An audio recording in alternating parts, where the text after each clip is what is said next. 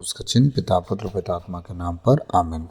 सर्वशक्तिमान महान परमेश्वर पिता, हम आपको धन्यवाद देते हैं। राजाओं के राजा, प्रभुओं के प्रभु, प्रभु यीशु मसीह, आपकी स्तुति हो, महिमा हो, प्रशंसा हो, बड़ाई हो, आपकी जय जयकार हो। प्रभु आपको धन्य धन्य धन्य कहते, राजाओं के राजा, प्रभुओं के प्रभु, प्रभु यीशु मसीह।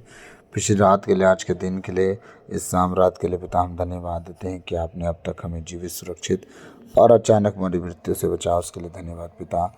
आज तक जो भी हमसे जाने अनजाने पाप गुनाह हुआ हो, उसके लिए हमें क्षमा कीजिए, दया कीजिए, कृपा कीजिए। हमें दंड ना दीजिए, हमारे कर्ज गुनाह अपराध क्षमा कीजिए, ताकि हम आपके कहे अनुसार जीवन जिएं, पाप गुनाह से दूर रहे, पवित्रताई और खराई में चल सके, इस योग बनाई। प्रभु मैं प्रार्थना करता हूँ, मेरे मुख पर पैरा बिठाइए, मेरे होठों के द्वार की रखवाली कीजिए। आज बोलने वाला मैं नहीं, वरन आप स्वयं मुझ में होकर अपने वचनों के द्वारा बातचीत करें। खुदावन मैं प्रार्थना करता हूँ आपके बेटे बेटियों के लिए, जो आज प्रभु आज का वचन सुने, प्रभु 100 गुना फलों को लाए। खुदावन इसे योग बनाइए। सारी आदर आपको देते हुए प्रार्थना यीशु के नाम पे मांगता हूँ, सुनिए और दया से ग्रहण कीजिए, आमीन। सबको जय यीशु।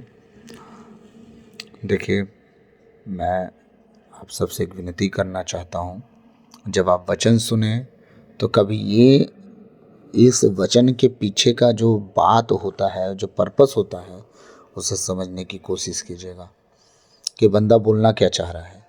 मैं बोलना जो भी चाहूँगा, एक बात बता दे रहा हूँ, जब भी मैं वचन प्रभु से पाता हूँ ना, तो ये वचन ना प्रभु इस तरह से देता है कि हमारे किसी न किसी भाग में, जीवन के किसी क्षण में एक सुधार लाए। ठीक है, मैं नहीं कह रहा हूँ आप बिगड़े हुए हैं तो आपको सुधार की ज़रूरत है, आपसे ज़्यादा तो मैं बिगड़ा हुआ था। ठीक है, बस मैं ये कहना चाह रहा हूँ कि अगर हम में कुछ कमियां रह गई हों और ये वचन उस कमी को दिखा रहा हो, मैं आप सबसे विनती करूँगा उन कमियों को छोड़ दें। मैं धन्य हो जाऊँगा, मैं सच कह रहा हूँ, मैं धन्य हो जाऊँगा आपकी कमियों से बाहर निकलने में आपकी मदद करके।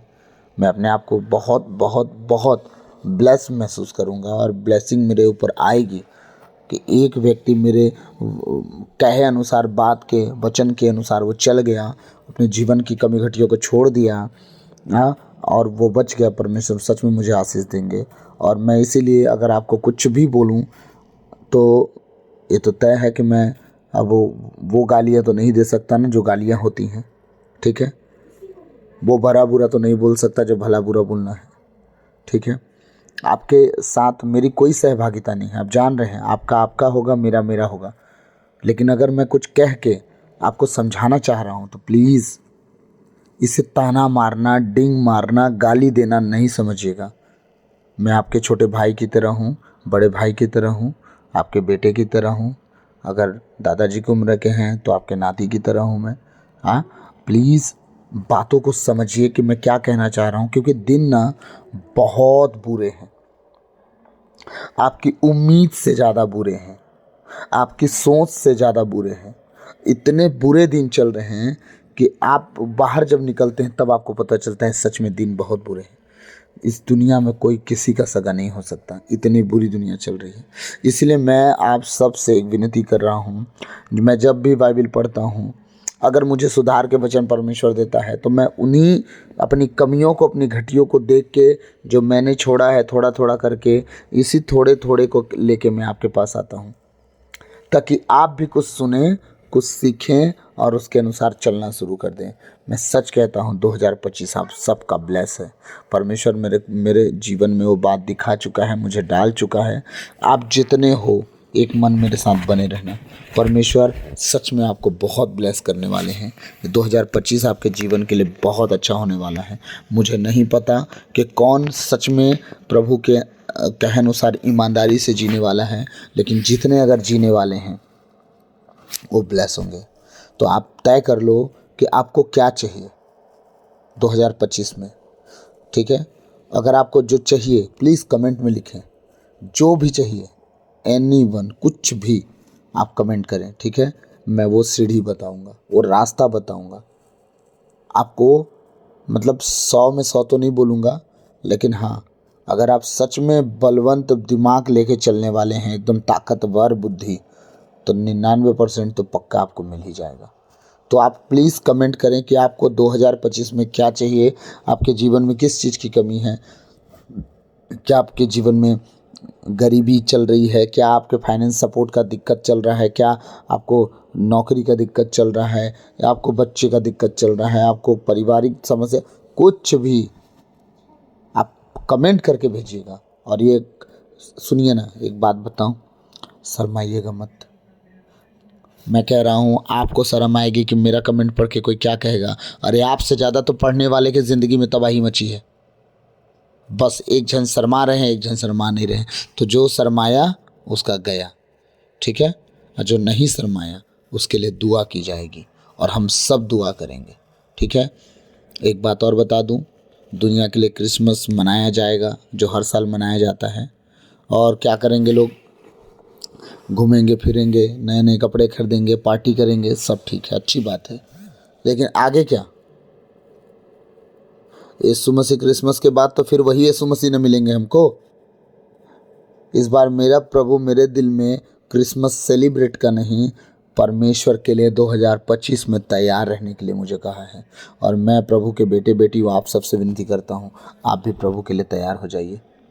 2025 के लिए क्रिसमस सेलिब्रेशन का टाइम नहीं है अब हमें योद्धा बनने का टाइम है। यीशु मसीह 2000 साल पहले आए, जन्म लिया, 3.5 साल सेवा किए, इसके बाद वो निकल लिए, ठीक है। अब वो दूसरे आगमन में बादलों पर आएंगे। हम हैप्पी बर्थडे मना रहे हैं, वो अच्छी बात है, लेकिन हैप्पी बर्थडे की तैयारी जो कर रहे हैं ना इतनी लंबे टाइम से, ये हम अपने लिए नुकसान बो रहे हैं, अपने समय को ख़राब कर रहे हैं। जितना समय हम प्रभु के समय हमें बिताना था, उनके साथ बैठना उठना था, उतना समय खरीदी बरीदी में ताप रहे हैं, हाँ, चमक धमक में ख़राब कर रहे हैं। मैं नहीं कह रहा हूँ आप मत करो, अपने प्रभु के लिए सब कुछ करो, लेकिन उतना ही करो जितना एक गरीब करता है और दिखावा नहीं करता। देखिएगा, एक छोटा सा स्टार व्यू खरीद लेगा तो बहुत खुश होगा, ठीक है। लेकिन हमको तो दुनिया भर का ताम झाम करना है।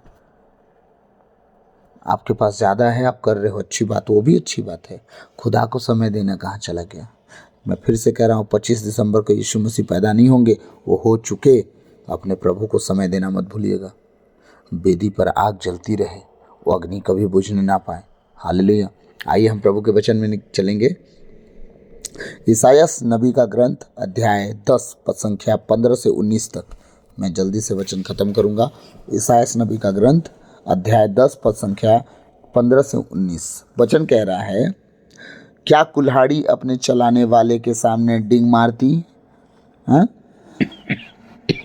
वचन कह रहा है, क्या कुल्हाड़ी अपने चलाने वाले के सामने डिंग मारती है? हाँ, मैं ही तो पेड़ काट रहा हूँ, चलाने वाले की क्या औकात है? क्या ऐसा करती है? नहीं। क्या आरा अपने को अराकश से बड़ा मानता है? चलाने वाला, अराकश का मतलब होता है चराने वाला, जो आरा को खींचता है, चलाता है। कह रहा है क्या आरा अपने आप को बड़ा मानता है उससे? अगर ये बताइए, लकड़ी पर वो रखाया है, आप खींचते हो, काटता है, नहीं खींचेंगे तो काटेगा? वो नहीं काटेगा, पड़ा रह जाएगा, ठीक है। जंग लग जाएगा, सड़ जाएगा, ख़त्म हो जाएगा। और क्या डंडा अपने चलाने वाले को चला सकता है? अच्छा एक बात बताइए, एक डंडा आदमी पकड़ के चलता है ना, अगर आदमी का पैर ना चले तो क्या डंडा उसको खींच के आगे ले जाएगा? नहीं। या लाठी उसे उठा सकती है जो लकड़ी नहीं है? लाठी उसे उठा सकती है जो लकड़ी नहीं है? नहीं, लाठी उसे कभी नहीं उठा सकती जो लकड़ी नहीं है। हालेलुया। अब ये चीज़ें समझना है, ये कहना क्या चाह रहा है वचन, ये वचन क्या कहना चाह रहा है। 16 वचन कन्फर्म हो जाएगा। इसलिए विश्वमंडल का प्रभु ईश्वर असुर के हष्ट पुष्ट लोगों में रोग भेजेगा और ज्वर प्रज्वलित अग्नि की तरह उनका शरीर गलाएगा। हालेलुया। प्रभु का वचन क्या कह रहा है? इसलिए विश्वमंडल का प्रभु ईश्वर असुर के हष्ट पुष्ट लोगों में रोग भेजेगा। क्या भेजेगा? पहले क्या भेजेगा? असुरी लोग अपने आप को बहुत कुछ समझते हैं ना, इजराइलियों को मारते रहते हैं। हाँ, कह रहा है इसलिए सबसे पहले मैं उनके हष्ट पुष्ट पुरुषों को, मजबूत पुरुषों को क्या भेज दूंगा? रोग भेज दूंगा। क्यों कह रहा है परमेश्वर, ये क्यों कह रहा है? क्योंकि पीछे आप जब पढ़ेंगे, जो मैंने पहले पढ़ा 5-15 वचन को, क्या कुल्हाड़ी अपने चलाने वाले के सामने डिंग मारती है? लेकिन ये डिंग मारने लगे। कौन? असूरी लोग। कौन है वो? कुल्हाड़ी हैं। जहाँ रखते हैं वो परमेश्वर यूज़ करता है, काट देते हैं, ठीक है। लेकिन क्या वो डिंग मारे? कि परमेश्वर थोड़ी ना हमें चलाता है, हम अपने से गड़ जाते हैं कहीं भी जाके, ठीक है। अपने से कोई नहीं चल सकता, ना आरी, ना कुल्हाड़ी, ना डंडा, ना सोटा, ठीक है। परमेश्वर कह रहा है कि तुम आरी भी हो, तुम कुल्हाड़ी भी हो, तुम सोटा भी हो, तुम डंडा भी हो, तुम लाठी भी हो, लेकिन एक इंसान की ज़रूरत पड़ती है उसे चलाने के लिए। और तुम अगर दुनिया में कोई लोग हो, कोई धर्म जाति हो, और तुम डंडा सोटा आली कुल्हाड़ी हो, तो मैं खुदावंद हूँ जिसे मैंने बनाया है। आरी कुल्हाड़ी को कौन बनाया? इंसान। बोलता है मैं खुदावंद हूँ, और जिस तरह आरा कुल्हाड़ा चलाया जाता है इंसान के द्वारा, मेरे द्वारा तुम चलाए जाओगे। हालेलुया। मेरे द्वारा तुम चलाए जाओगे। हालेलुया। रिबो रखोंदो रोलोबो शिहाला ब्राहा तेकेटे। इसीलिए परमेश्वर कह रहा है, इसलिए विश्वमंडल का प्रभु, कहाँ का प्रभु? विश्वमंडल का प्रभु ईश्वर असुर के हष्ट पुष्ट लोगों में रोग भेजेगा और ज्वर प्रज्वलित अग्नि की तरह उनका शरीर गलाएगा। इस तरह ज्वर आने वाला है कि जिस तरह धधकती हुई आग, इस तरह आने वाला है ज्वर। उनके शरीर में इतने कमज़ोर हो जाएंगे कि वो गलते जाएंगे, उनका शरीर गलते जाएगा। हाँ, अब उस कहना क्या चाह रहा है कि मैंने इन्हें आरा कुल्हाड़ा ठहराया था, इन्हें सोटा ठहराया था कि लोगों को मारेंगे पीटेंगे, जिनको मैं उभारूंगा, मेरे इसराइलियों को मारेंगे। लेकिन थोड़ा ये ज़्यादा बढ़ गए और इतना ज़्यादा अपने पर फूल गए, डिंग मारना शुरू कर दे कि सब कुछ हमने किया है। कुल्हाड़ी कहती, कुल्हाड़ी डिंग मारती है? नहीं, ये लोग डिंग मारने लगे। नहीं, सब कुछ हमने किया है। खुदा थोड़ी ना कुछ कर पाया है हमारे साथ रह के, सब कुछ हमने किया है। इसलिए परमेश्वर कहता है इन्हें बहुत दंड दूंगा। आगे वचन कर रहा है, इज़राइल का प्रकाश आग और परम पावन प्रभु ज्वाला बनेगा। इज़राइल का प्रकाश, जगत की ज्योति कौन है? इज़राइल का प्रकाश कौन है? यीशु मसीह। जगत की ज्योति कौन है? यीशु मसीह। और वो क्या बन जाएगा? आग। कहता है उसका पैर पीतल सा और उसकी आँख धधकती आग सी है, हैं? और परम पावन प्रभु ज्वाला बनेगा। उसके मुंह से क्या निकलेगा? तेज दोधारी तलवार। हाँ, वह एक ही दिन में उसका कटीला झाड़ झंखाड़ जलाकर भस्म कर देगा। हालेलुया। एक ही दिन में उसका कटीला झाड़ झंखाड़ जलाकर भस्म कर देगा। परमेश्वर कह रहा है किसका? असूर का। जिस दिन सर्वनाश करने पे आएगा ना परमेश्वर, उसके हष्ट पुष्ट लोगों में रोग भेजेगा और इतनी भयानक जर बुखार भेज देगा कि वो जल जल के गल जाएंगे। हाँ, और उनके अंदर जितने झाड़ झंखाड़ हैं एक दिन में खुदावन काटेंगे और सब कुछ जला के भस्म कर देंगे यीशु मसीह। समझ गए? ये किसके साथ करेंगे? असूर के साथ, जो इजराइलियों को सताते हैं। सुन लो इजराइलियों, जितने कान खोल के सुन रहे हो, जितने आज वचन सुन रहे हो, ध्यान से सुन लो। प्रभु के बेटे और बेटियों, हे राजाओं और राजकुमारों और राजकुमारियों, सुन लो। अपने आप को छोटा मत समझो। वो गरीबी की आत्मा तुम्हारे अंदर घुसी है ना, तुम्हारे घर में घुसी है, और लाचारी की आत्मा तुम्हारे जीवन में घुसी है। मैं सच कहता हूँ, प्रभु में बने रहना, ठीक है। अपने जीवन में ईमानदार बने रहना। अपने कमाई को, अपने दशमांश को, अपने बीज को कभी मत खाना। याद रखना, सीरियसली बता दे रहा हूँ। जो अपने बीज को खा लेता वो क्या बोएगा? इसी तरह आपके कमाई का अंश है। आप अपने कमाई के अंश को, परमेश्वर आपको 90% देता है, 10% उसके काम में लाइए। आप उस बीज को बोना मत भूलिए, परमेश्वर आपके सारे रास्ते ओपन कर देगा। वचन तो ये कहता है कि भेंट मार्गों को खोलता है, बड़े बड़े लोगों से मिला देता है। सोच के देखिए, एक भेंट, एक गुप्त भेंट दान जो होता है आपके रास्ते खोल देता है। तो सोचिए दशमांश जो होता है, जो बीज होता है, मेन बीज, वो सोचिए आपके लिए क्या क्या करेगा। मैं कुछ बातें बताऊं, मेरे जीवन की गवाहियां। दशमांश देने वाला परिवार, अपने गरीबी से निकल जाता है। पहला नंबर, सबसे पहला नंबर, वो मांगने वाला नहीं रह जाता, धीरे धीरे देने वाला हो जाता है। आप कहोगे कि अभी तो हम खुदे मांग रहे थे, कैसे दे? अरे भैया मेरे, जितना भी आ रहा है आप ईमानदार तो बन के देखो। वो थोड़े से 10% के लालच में मत फंसो। शैतान उसी को दिखाता है। वो कभी नहीं कहेगा कि तू 90% तेरा है, 10% तू खुदा के लेकर खुदा के राज्य में बीज बोने वाला। ये परमेश्वर इतना छोटा है, उसकी सोच इतनी छोटी है कि आप उसके काम में पैसे लगा दो और डूब जाएंगे। याद रखना, शेयर मार्केट में कितनों समझदार व्यक्ति होंगे, उनके पैसे डूब जाएंगे। खुदा ऐसा शेयर मार्केट बनाने वाला खुदा है, सोच के देखिए, उसके राज में बीज बोने वाले लोग कभी भी शर्मिंदा नहीं हुए हैं। याद रखिएगा, कभी भी नहीं। परमेश्वर के राज में आप जो बोलते हैं वही काटते हैं। तो आप बोना शुरू करो। जितने गरीब हो, उस विधवा को याद रखिएगा। यीशु मसीह ने कहा था, सबसे गरीब ये विधवा है, वही बूढ़ी औरत जो 2 अधेड़े डाली थी। परमेश्वर कहता है सबसे बड़ा दान इसने दिया है। किसी का दान स्मरण नहीं किया गया। आज तक किसी का दान स्मरण नहीं है बाइबल में उनमें से। लेकिन उस दिन उस विधवा स्त्री का दान प्रभु यीशु मसीह ने ग्रहण किया कि सबसे ज़्यादा दान इसने डाला। क्या डाला था? 2 अधेड़े। वो गरीबी में जो डालते बना डाल दी। आप सबसे विनती करता हूँ, जो सबसे गरीब हैं, वो अपने कमाई का 10वां अंश, चाहे आप जैसे कमाते हो, खुदा के लिए ईमानदार बन जाना। 2025 में चमकोगे और आप गवाही दोगे कि ब्रदर आप जो बोले थे सच हुआ। मेरी एक बहन है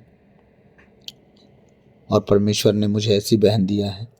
बहुत बहनें हैं मेरी, बहुत परमेश्वर के करीब की बेटियां हैं, लेकिन ये परमेश्वर के करीब नहीं थी। वो मेरे हड्डी मांस की थी, मेरी पत्नी के हड्डी मांस की थी, लेकिन खुदा उसे भी खींच लिया हमारे साथ साथ। इसलिए बहुत खुश हूँ। आप जो बहनें हैं मेरी, वो तो खैर खुदा की बेटी हो आप, आपका तो जवाब ही नहीं है ना। आपकी तो बातें अलग है, क्योंकि आप सब प्रभु के बेटे बेटी थे पहले से। लेकिन ये जो बहन है मेरी, हम एक हड्डी मांस थे, हम गैर जाति से थे। हाँ, उसके जीवन में वो जो अब अपने घर की ताड़ना प्रताड़ना सहती थी, तकलीफ सहती थी, वो 10 मांस के द्वारा खुदा उसके घर के सारे बंधन तोड़ दिए, सारे नाजायज़ खर्ची रोक दिया। उसके घर के जो नशे में पैसे, व्यभिचार में पैसे जाते थे उसके पति के द्वारा, खुदावन उन्हें सारे रास्तों को रोकना शुरू कर दिया। जो पति उसे हमेशा डांटता था, आप उससे प्रेम करता है। मैं आशा करता हूँ यही गवाही है, और आने वाले दिनों में उसके बच्चे अपने पैरों पे खड़े होंगे, ये तय है। क्योंकि खुदाबंद के लिए ईमानदार बनना हर एक व्यक्ति की एकदम बहुत ज़रूरत आदत होनी चाहिए। मैं सच कह रहा हूँ, आप बड़ी बड़ी कलीसियाओं को देख लीजिएगा, वो अपने प्रभु के लिए पूरे ईमानदार हैं और बड़े बड़े जगहों पे खड़े हैं। मैं आप सबसे विनती करूँगा, जिसके बच्चे नहीं हैं, आप बच्चों से प्रेम करिए, अपने पेट पर हाथ रखिए, प्रार्थना कीजिए। मेरे सारे गर्व के बंधन यीशु मसीह के कोड़े खाने से टूट चुके हैं। मेरे सारे पाप यीशु मसीह के लहू बहाने से धोए गए हैं। मैं आज़ाद हूँ, मैं फलूंगी, मैं फूलूंगी, पृथ्वी पर पराक्रमी होंगी, क्योंकि यीशु मसीह ने आदम और हेवा को वादा किया था, मैं उसी की संतान हूँ। देख लीजिएगा, आप गवाह बनोगे। हालेलुया। इसीलिए मैं बोला कमेंट में लिखिएगा। सबका टॉपिक अलग और मैं समझा भी दूंगा। तो मैं वचन से थोड़ा बाहर चला गया, उसके लिए सॉरी। इज़राइल का प्रकाश आग और परम पावन प्रभु ज्वाला बनेगा। वह एक ही दिन में उसका कटीला झाड़ झंखाड़ जलाकर भस्म कर देगा। हालेलुया। जिस तरह रोगी का शरीर छिजता है, उसी तरह उसके वनों और उपजाऊ भूमि की शोभा भी शोभा पूर्ण रूप से नष्ट हो जाएगी। परमेश्वर कह रहा है, जिस तरह रोगी का शरीर छिजता है, पूरी तरह से सरेंडर बिस्तर में पड़ जाता है, हाँ, वेंटिलेटर पर चला जाता है, उसी तरह उसके वनों और उपजाऊ भूमि की शोभा पूर्ण रूप से नष्ट हो जाएगी। किसके? असूर के, जो घमंड करते हैं ना, हमारे खेतों में इतने इतने धान गेहूँ अनाज हो रहे हैं, हमारे जंगलों में इतने इतने फल पौधा हैं। कह रहा परमेश्वर सब खत्म कर दूंगा, एक झटके में खत्म। लास्ट वचन देखेंगे, उसके वनों के इतने कम पेड़ शेष रहेंगे कि बालक भी उनकी संख्या लिख सकेगा। कह रहा है प्रभु कि इतने बड़े बड़े जंगल उनके थे देश में, लेकिन इतने कम रह जाएंगे, इतना उजाड़ हो जाएंगे कि एक बच्चा भी निकलेगा ना तो गिनती में आ जाएगा कि पूरे इतने बड़े देश में गिनती के इतने पेड़ हैं, बाकी पेड़ नहीं, ख़त्म। परमेश्वर आग के द्वारा उजाड़ दिया, जला दिया। याद रखिएगा, पृथ्वी अंत के दिनों में भस्म करने वाली आग से जलाई जाएगी। इसीलिए मैं आप सबसे विनती करूंगा, अपने परमेश्वर से डिंग ना मारे कि आप अपने दम पे कुछ कर लिए। अपने परमेश्वर से ना डिंग मारे कि आपने कुछ काटा, कुछ बना लिया। हाँ, आप जो भी हो परमेश्वर से हो, उसकी मर्जी के बिना एक पत्ता नहीं हिलता। तो आप भी आज तक जो कुछ किए हो उसके दया से कर पाए हो। एक आप अगर कहते हो कि मैंने घर बना लिया, गाड़ी खरीद लिया, मैंने बहुत पैसा इकट्ठा कर लिया, तो आप क्रिश्चियन हो ना। एक ऐसे ही क्रिश्चियन को पकड़ो जो सही में क्रिश्चियन हो और बहुत गरीब हो, उसे बोल दो जितना मैं बनाया हो बना ले। नहीं बना सकता। अगर बना लेता तो जो आइडिया आप लगाए हो लगा दो, वो बना ले। नहीं बना सकता। खुदा की मर्जी के बिना पत्ता नहीं हिलता, तो आपके लिए पत्ता हिला है। आप परमेश्वर में आशीषित हो। आपके दादा परदादा, माता पिता, या आप या आपकी पत्नी या कोई तो होगा जो खुदा की नज़र में अच्छा होगा, उसका प्रतिफल आपको मिल रहा है। बस इतना जान लेना।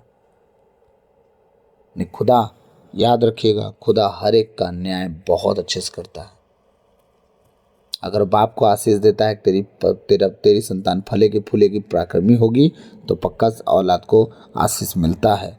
लेकिन अगर औलाद नालायक निकल जाए तो परमेश्वर औलाद को तो पिटेगा, उसकी आने वाली पीढ़ी खराब हो जाएगी। इसीलिए मैं आप सबसे विनती करूंगा, मैं फिर से कह रहा हूं कि जितनी बातें मैं अगर डांट फटकार के आप लोग को सुना रहा हूं, तो ये सब इसलिए हैं कि अगर कुछ कमी बेसी हो ठीक कर दो। बहुत दूर नहीं है 2025।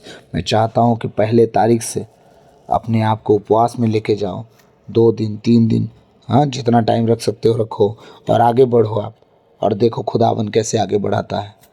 और मैं आप सबके लिए दुआ करता हूँ और करता रहूँगा। परमेश्वर आप सबको ऊंचा उठाएंगे। तो गॉड ब्लेस यू ऑल।